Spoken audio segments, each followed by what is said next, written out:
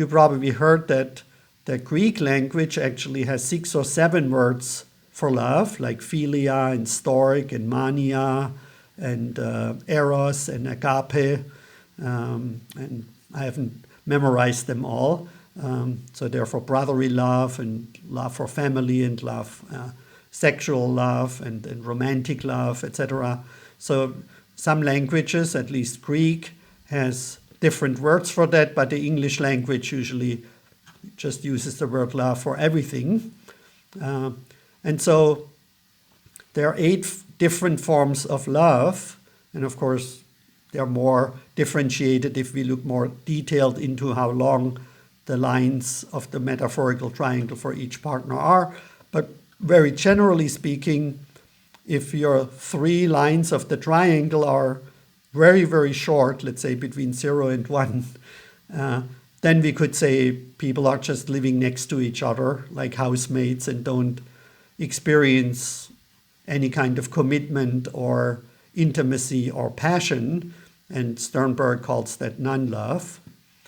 Then when you have fairly good level of intimacy that is shared between you and your partner or another person, we would generally call that friendship as love. I love my friend, we have great conversations, but there is no emotional dependence and no sexual passion, so that would be friendship.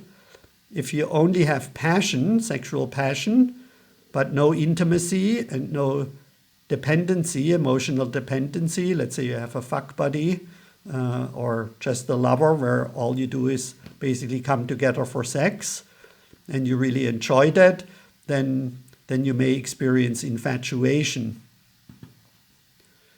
And then if you feel very dependent emotionally on another person, but you have little intimacy and passion, and these are probably not the healthiest relationships, but some people, they really just have nothing in common, don't understand each other, maybe fight a lot, and also don't have a great sex life, but they're just somehow dependent or codependent on each other, and somehow go like that through life, or at least through a phase of their life. And then it gets interesting when we combine 2 lines. So if we have a lot of intimacy in the relationship and a lot of passion, but no dependence, no neediness, no clinginess, no I need you, etc., then we get what we often see in Hollywood movies or other movies, what's known as romantic love. And if you read dating profiles, usually it says, I want a partner who has no baggage, right? Who has dealt with their shit, or whatever words people use, who has done some healing, some growth work, or a partner, specifically women sometimes write, I want a man who has no ego. I don't know what that really means, because ego means I or self. So, but okay, has no ego, and definitely someone who's not angry or clingy or dependent. And so what they're looking for is basically a lot of intimacy, a lot of passion, but nothing that smacks of clinginess and dependence and any kind of emotional problems in the relationship.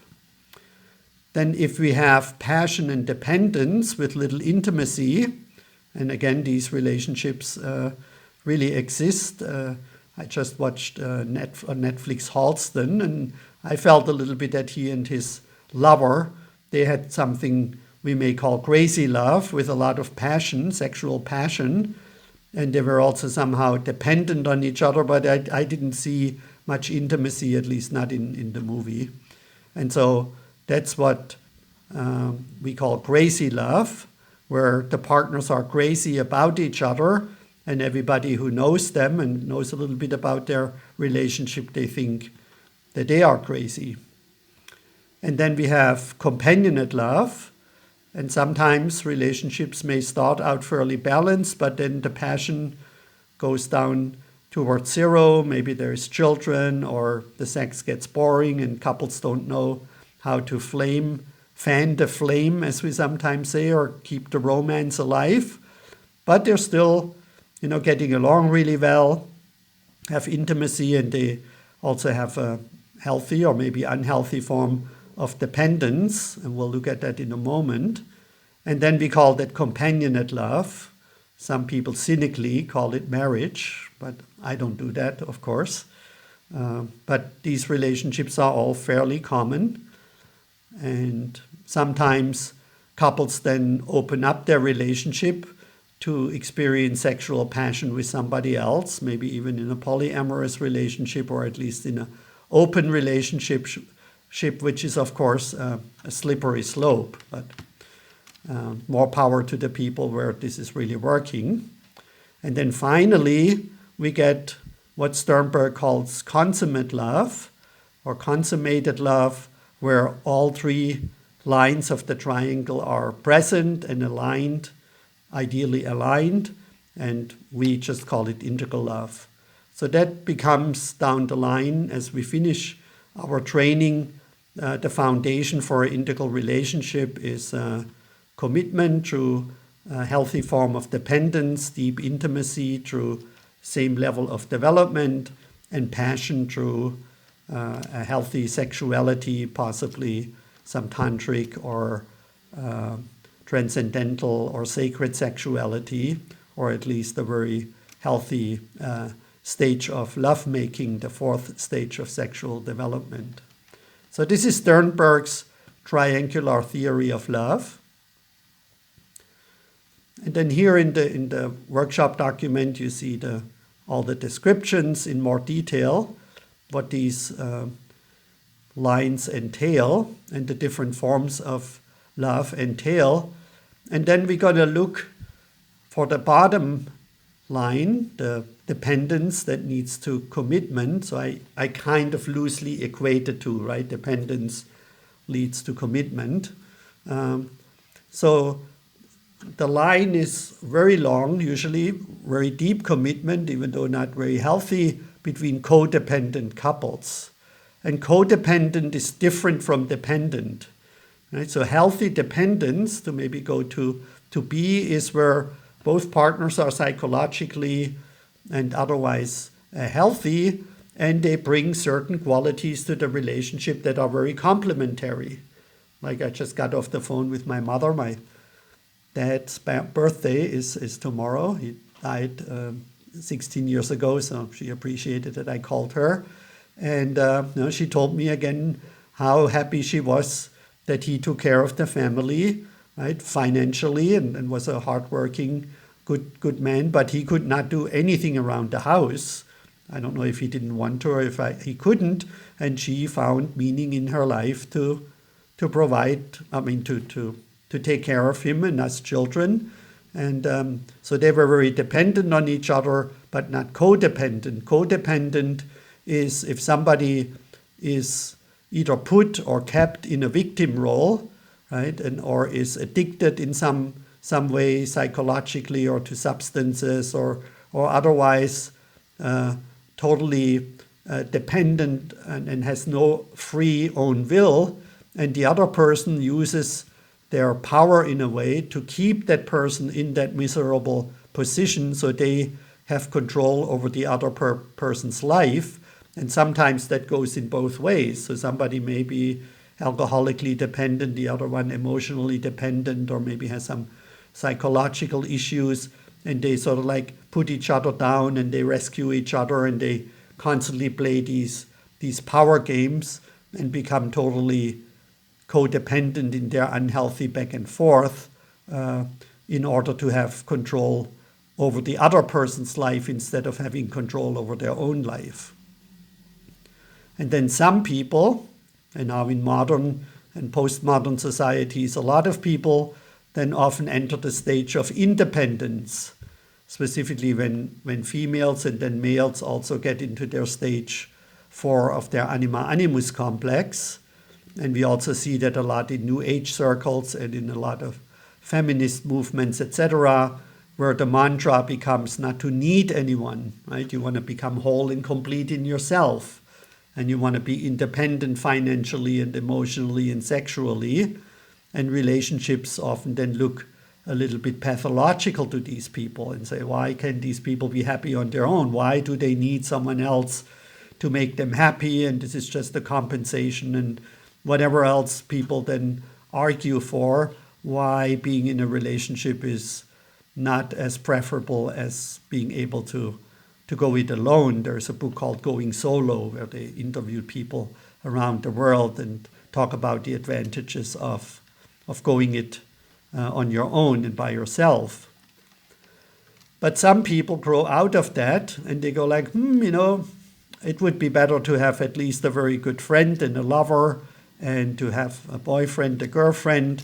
I don't want to get married, and maybe I don't want to move in. Or if we move in, we're really gonna, you see that sometimes in movie, put the stickers into the books and on the furniture, so you know exactly who brought what into the relationship. And if they get married, they have a prenup, and it's often so like a rule: as long as we're happy, we stay together, and if one of us becomes unhappy, then we end the relationship, and that's what we generally call interdependent.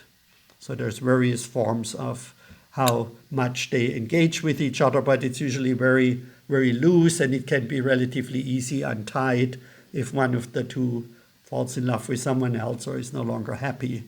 So not until death does us apart, but until somebody better comes along, or one of us is no longer happy in the relationship, or if we fall out of love, whatever that means.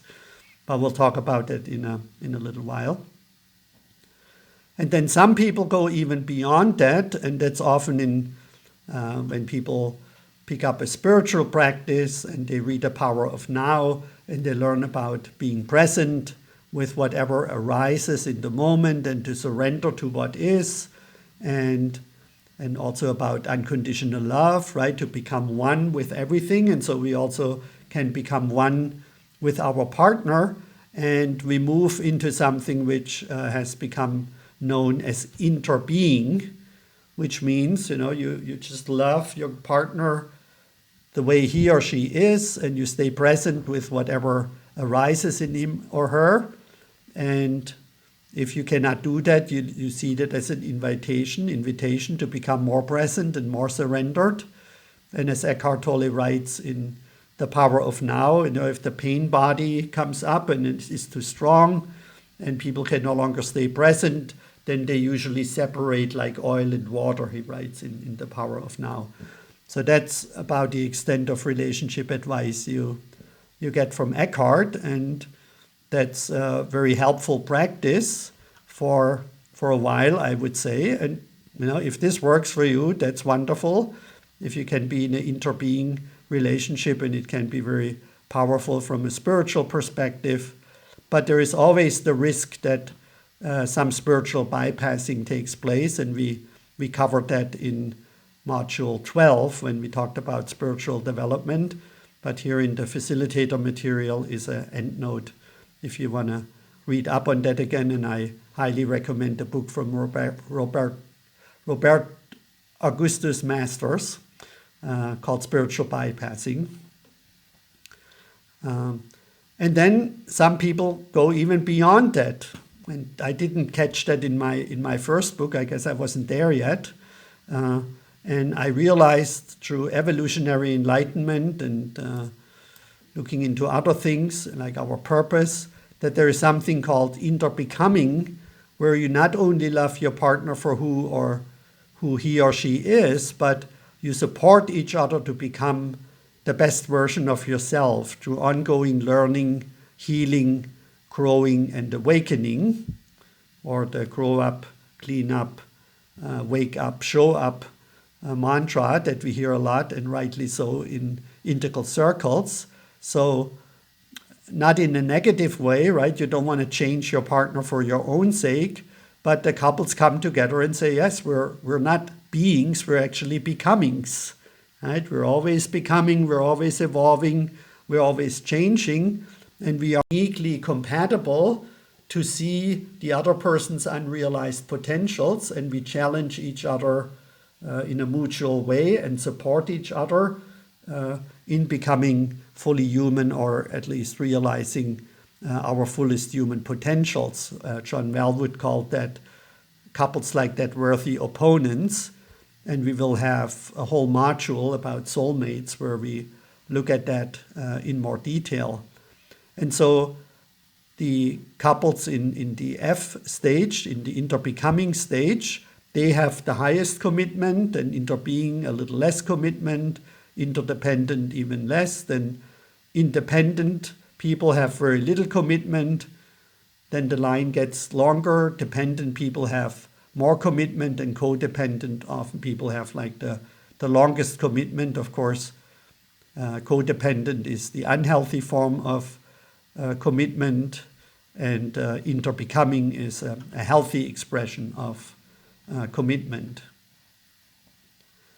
So that's how we then ultimately arrive at these different forms of the triangle.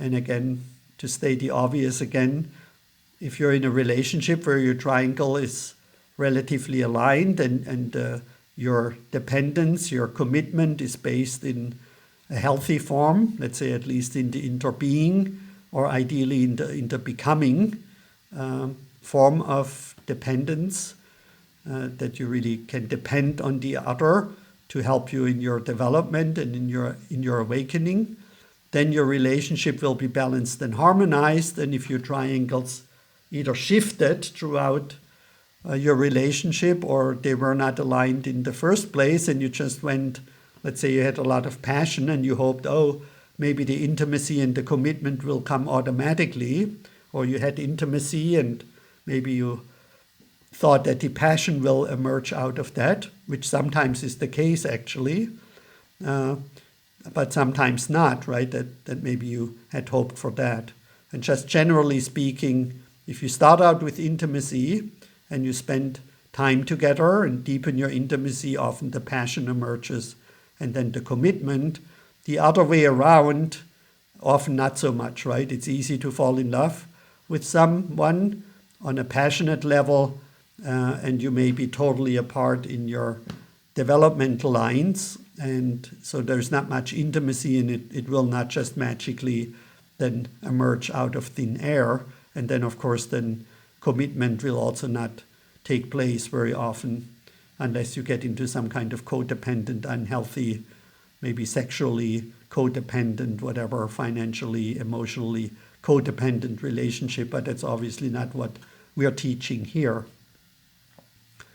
And then finally, for the first part of our exploration today, there are two more triangles. So the first one that we talked about is the actual reality of your relationship. So by now, maybe at least in your mind, you kind of drew a triangle for yourself and your partner or a former partner. And then there is also a second pair of triangles, which are the projected ideals.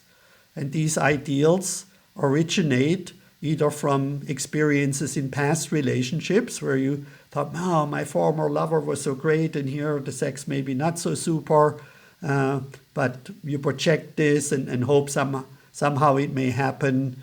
Or, that's everything you imagine what a relationship should be or could be, and maybe you project most of that onto your partner. That would be the projected ideals, what's projected on you and your partner. And, in interbecoming, maybe that's even a little helpful if you both are in agreement what you want to realize in your relationship to learning, healing, growing, and awakening. But if it's just sort of like a fantasy, right, then that's not helpful. And so there's the saying, I love you, you're perfect, now change. And often we expect that change to happen for our benefit and not for the benefit of our partner.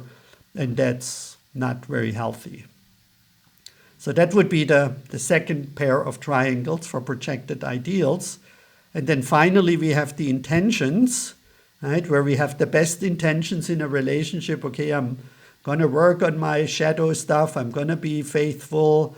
I'm going to help around the house. I'm going to contribute financially. Whatever your intentions are that you have to make your next relationship work, setting healthy boundaries, yada, yada, yada, right? A lot of things that we already covered in our training, but the reality of the relationship triangle is very different. And so you can draw two triangles for that as well. What are your intentions? What are your partner's intentions that are not aligned with the reality of the relationship? And we call that the reality gap, right, between your intentions and the reality. The space in between, for some people, is pretty big. For some people, it's smaller, is what we call the reality gap. And if there is no gap, then we call that integrity, right? Where somebody does what they say and they say what they do, and the reality and the intentions of their life are very well aligned, then that's a good thing, but often that's of course not the case. We know that from studies where people ask people, are you an average above driver or below average driver?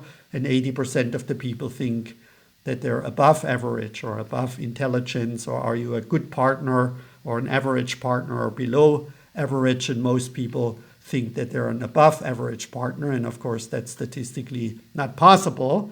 We would see 50% below average and 50% above average statistically. So that's a little bit, just a little side note around this reality gap. And then of course, finally, just think for a moment about polyamorous relationship, right? So now we have 2 times 3 triangles in a paired relationship, and then if you have a polyamorous relationship, then you have 3 times 3 triangles to align, and so on and so forth. So that's why we also see that poly relationships are often very complicated or get complicated very quickly. But it's just as a little side note.